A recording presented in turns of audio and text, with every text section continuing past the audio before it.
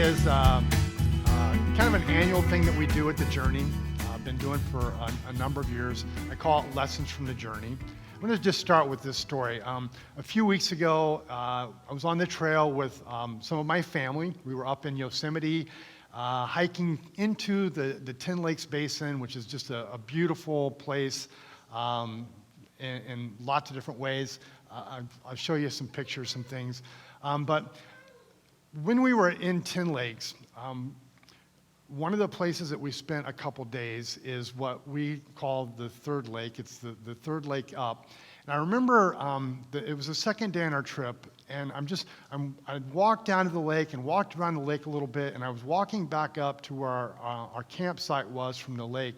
I just had this overwhelming sense of this is what I was made for. To be in this space, to be in this place, to be in the midst of, engulfed in all of this beauty. This is what I was made for. That I feel like this, that when I'm in those spaces, that my soul can breathe. And lots of people talk about finding God in nature or seeing God in nature, and that's totally like appropriate. The heavens declare the glory of God.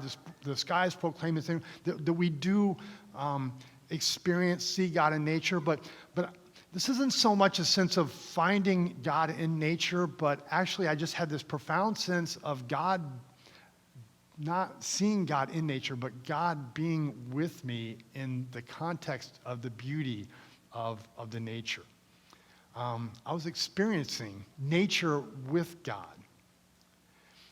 And kind of the ironic thing is, there's this part of me, I love the wilderness, and for some reason God called me to serve and minister in the context of 22 million people. It doesn't seem to match up all the time. But I was, at the same time that the week, was it the week after? Yeah, a week later from this experience, this is the one I talked about last week, where I was in the middle of SoFi Stadium. Can you think of a greater discrepancy between a lake in the high Sierras where we were literally, I don't know that there was another person within 5 miles of us that night, and being in the middle of SoFi Stadium with 70,000 people. And I talked last week about this idea of collective effervescence. It's the way that we feel connected to people when we're in a crowd of other people, even if we don't know them, that we feel a sense of social connection, and that sense of social connection makes us feel really good. A sociologist says that social connections are one of the greatest predictors of depression, anxiety, and suicide when it comes to our mental health and wellness, when it comes to our physical health too. When something is integral to our mental health and to our physical health, to our life at its core, you can be sure that the author of life has his hand in it. And in a completely different way that I experienced life at Tin Lakes with just 2 other people, I experienced life in the middle of SoFi Stadium in a different way, but no less life-giving. Now, life can be misinterpreted, it can be misdirected, it can be corrupted by things that give us a sense of life and maybe really aren't life. But just because I like M&Ms more than, say, broccoli, doesn't indicate any less my need and created to eat. Right? One of them may be more life-giving than the other one, but they both still point to this reality that I have this hunger, this thirst. SoFi Stadium, right? People going crazy over Taylor Swift. Maybe it's misguided, maybe it's misdirected for some people, But it still is reflective of this thirst, this hunger, this depth that we have, this desire that we have for life. And I read this passage this week. I want to point to it again. It says, the God who made the world and everything in it, this is in Acts chapter 17, is the Lord of heaven and earth, and does not live in temples built by human hands, and he is not served by human hands, as if he needed anything. Rather, he himself gives everyone life and breath and everything else. From the one man he made all the nations, that they should inhabit the whole earth, and he marked out the appointed times in history and the boundaries of their lands. God did this so that they would seek him and perhaps reach out to him and find him, though he is not far from any one of us. For in him we live and move and have our being. In Acts, Luke is saying the universe is saturated with the life of God. The universe is saturated with this life-giving source that is God, and you can encounter it in the middle of the high Sierras, and you can encounter it in the middle of SoFi Stadium amidst 30,000 or 70,000 people. And the first lesson from our journey this morning is this. I want to encourage you, and I actually do this not because I love to show you slides from my trips, which I do, but it's not really cool, right, for me just to show off the places that I've been. I'm actually not primarily interested in you seeing what I've done. What I hope for in this is that I will encourage you to look for God in all the places in your life. We live in a God-saturated world. He is everywhere. He is in everything. And when we see God in those places in our life, when we because he's there, it strengthens our faith. It strengthens our confidence in God's presence with us. It encourages us to know that, hey, God has not forgotten us. God has not forsaken us. Is God real? Yeah, he is real because I just saw him there. I experienced him here. I felt him in this way and in this place, in this form. And when we don't see it, because he is there, but when we march through life and we're just doing our thing and we're busy all the time and we don't stop and we don't wait and we don't watch and we don't ask and we don't seek, and we miss it, what do we feel? How easy it for us to go to a place saying, I'm alone in the world. Where is God? Has he forgotten me? Has he forsaken me? It's about having a posture of life, of expecting God to be there because he promised us that he is, and looking for him and watching for him and asking him to give us eyes to see and ears to hear, that when he is there, that we would know. That we would know that we know that we know. The universe is saturated with the life of God. If you are experiencing something that feels like life, maybe misguided, maybe misdirected, maybe it's twisted or corrupted, but it is pointing us to a hunger and a thirst that we have for God. And he desires to meet that hunger. So, I've mentioned before that I had a decadal birthday this year.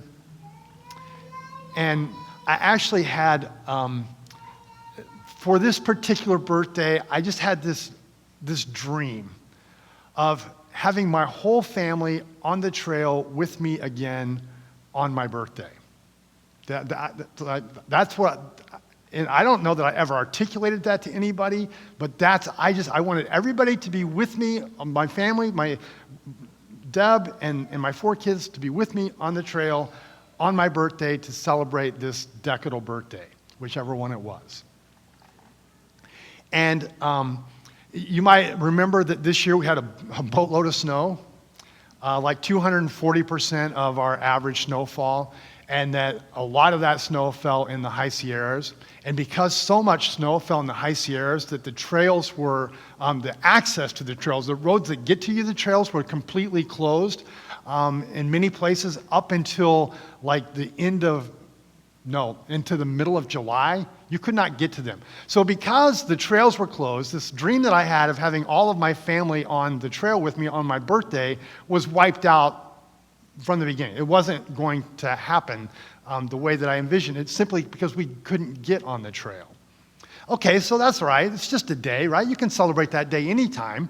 But as you push it back into later into the summer, what happened was that my kids have all grown up and they're adults. And lo and behold, many of them have other obligations and commitments and things that they have to do and people that they're responsible for. And they all can't just leave at the drop of a hat anymore. And everyone couldn't go. And here's my dream and here's the reality. And there was a part of me that was, I was sad. And I was bummed, and I was disappointed, and maybe a little frustrated in a way that kind of set the whole thing up for being less than what I had hoped for, less than what I had planned for. And the process of this, I just came to this realization of a couple things. First of all, how grateful I was and am for the years that we did these trips together.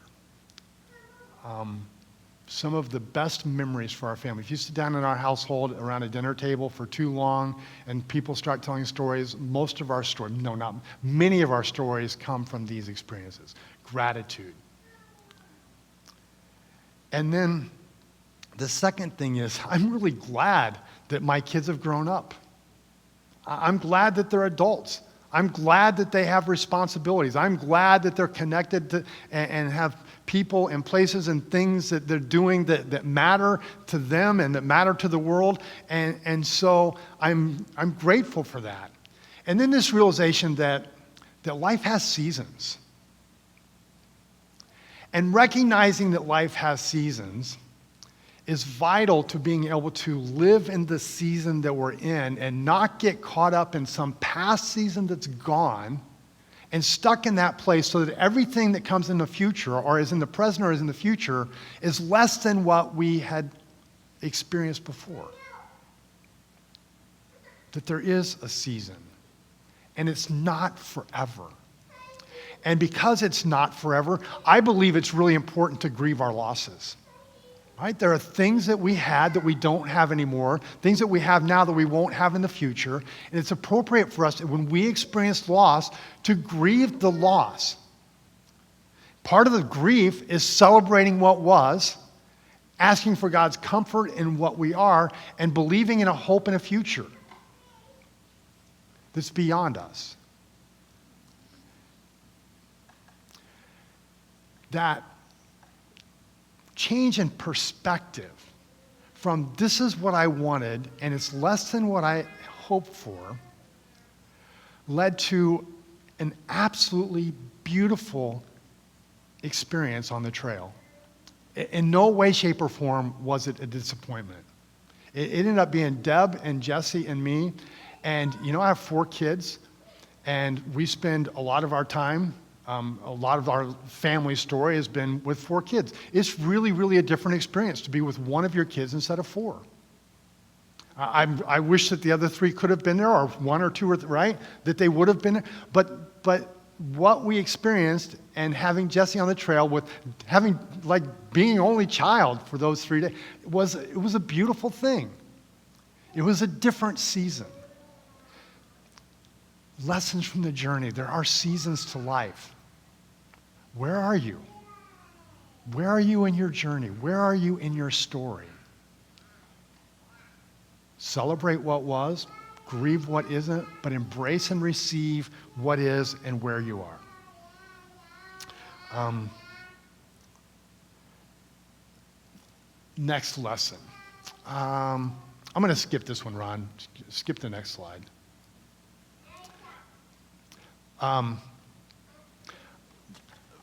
I got this, my walking stick, for one of my decadal birthdays 20 years ago.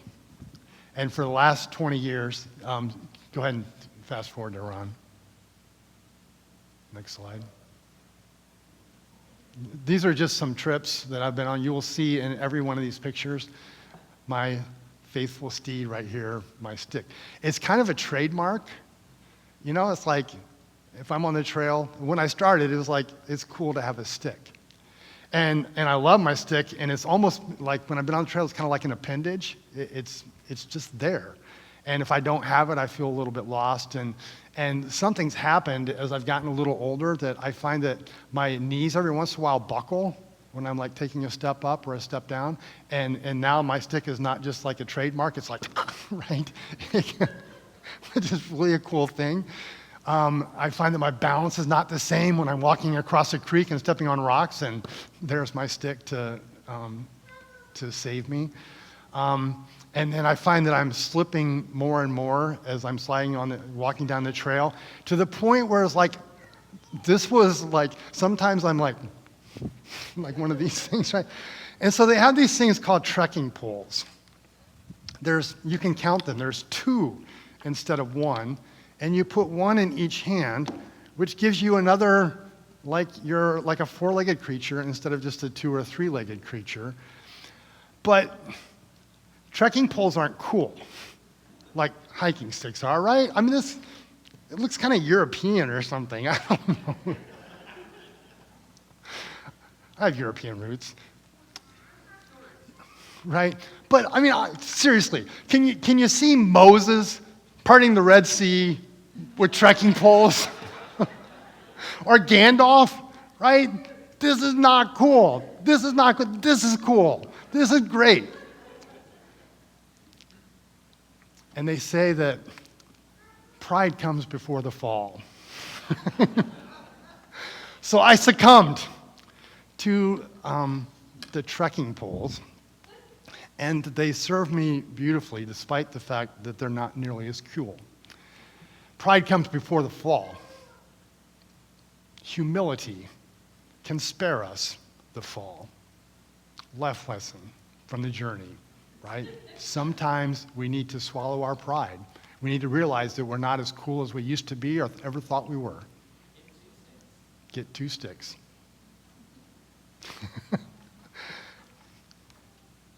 Where are we proud? And where is that exposing us to risk, to fall? It's unnecessary just because we want to look a certain way or have a certain reputation.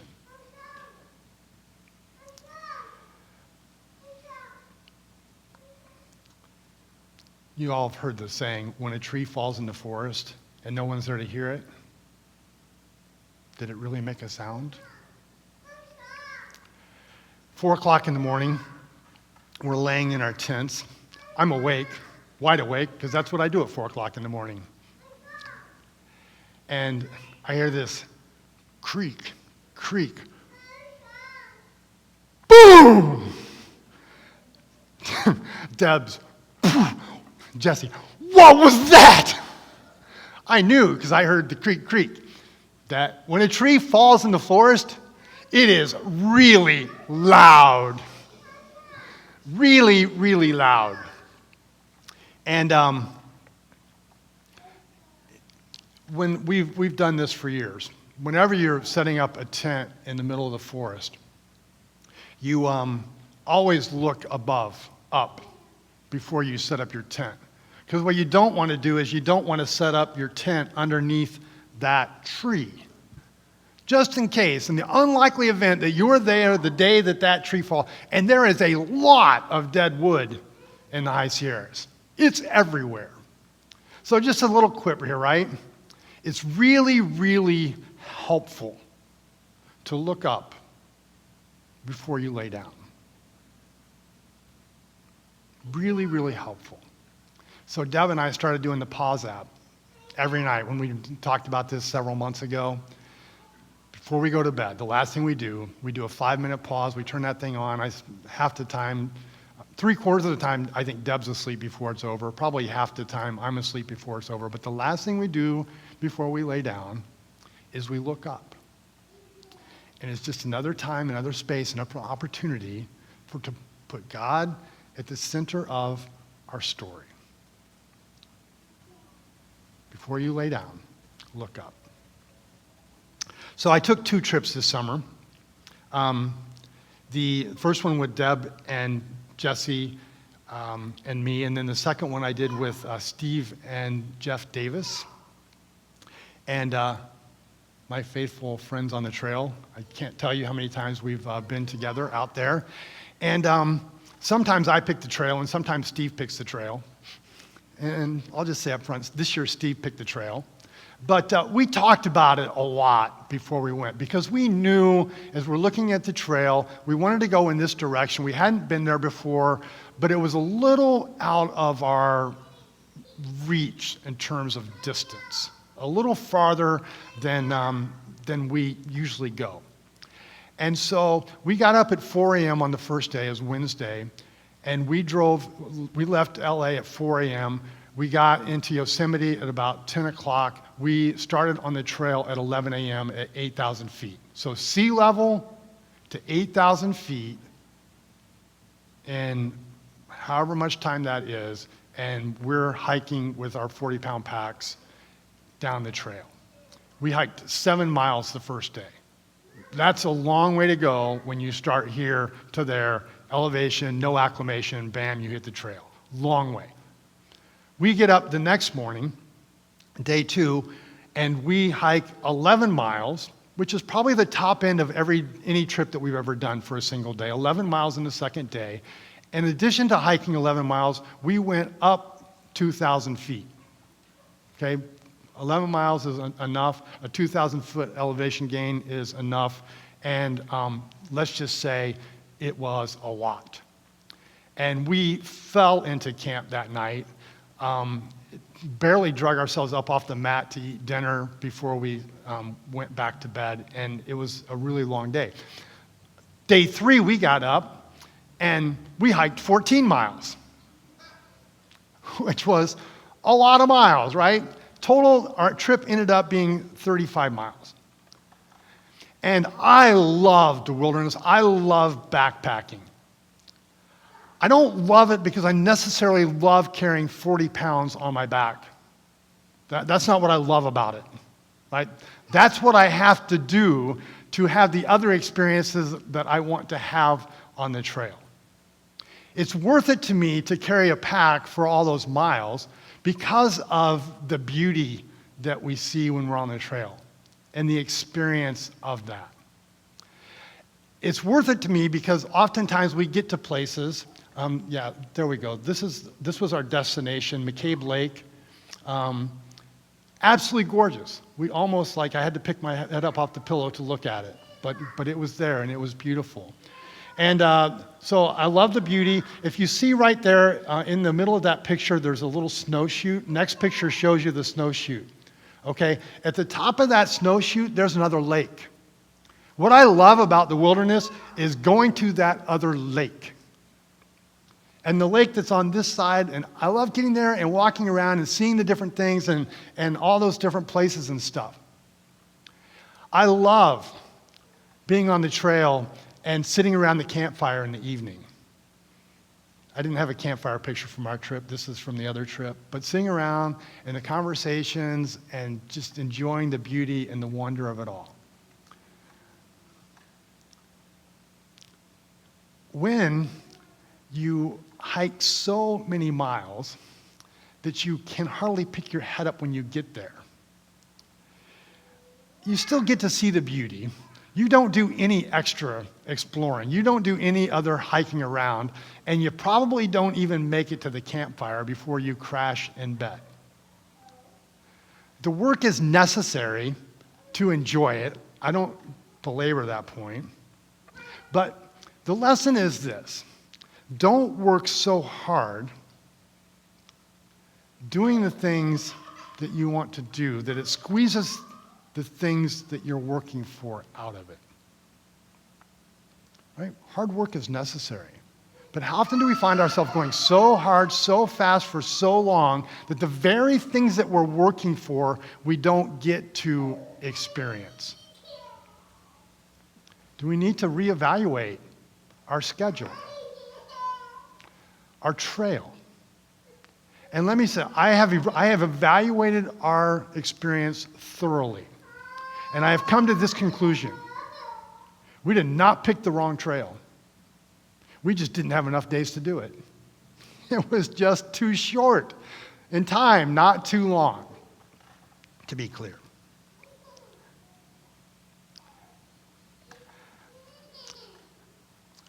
On our first trip, I had this just thought in my mind. What do you love most about the wilderness or about nature? What do you love most? Think about it yourself. Do you love waterfalls?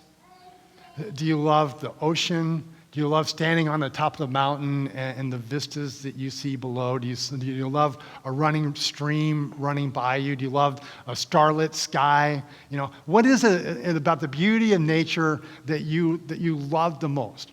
And when I first asked that question myself, and when I ask it to most people, it's like, how would you choose? I mean, they're all great. I love them all. How could you decide which one you love the most? And when I've asked people this question, they kind of respond the same way. I could never tell you. They're all amazing. But I've also had this experience myself, and when I've asked other people this question, when you sit with the question for a minute, what is it that I love the most? Everyone I've asked, something starts to surface, and there's something behind it that connects with me and connects with people when they think about this, when they talk about this. And I don't have time to tell this whole story, but I believe that what we love the most is not coincidental. Say it this way, that there is a landscape to our soul that's unique to us. And that what we love the most about the place is connected to this fact that it touches something inside of our soul that is uniquely us. It's personal. I want to encourage you to do this exercise. As I've done that, the landscape of my soul, if you will, is mountain lakes. I love a mountain lake, the mountains surrounding it, just the peace and the tranquility and the beauty of it. And on the third day of our family trip, we did this trek over this ridge, and we came to this lake. You can see it right here. It's in the Tin Lakes Basin area, and I've had this experience a number of times in Yosemite. Literally, I mean, the beauty is so incredible that it's hard not to cry. And I'm looking at this lake, and I'm sorry, it's a little. I just had this sense. You know how you talk about when someone dies, you say, "Oh, they're with Jesus now." You've heard people, and they're doing this or doing. I just had this sense when I was at this lake and I'm looking over it, that when I die, I think that's where I'm going to meet Jesus for the very first time. And so when someday, my life is over and you're celebrating my life and you're sitting around and you say, Tim is meeting Jesus now, you can just go right here and that will give you a visual perspective of the encounter that I'm having. Maybe it won't be this lake, but I think it's going to be someplace like it. Whatever it is for you. James says, whatever is good and perfect is a gift coming down to us from God our Father, who created all the lights in the heavens.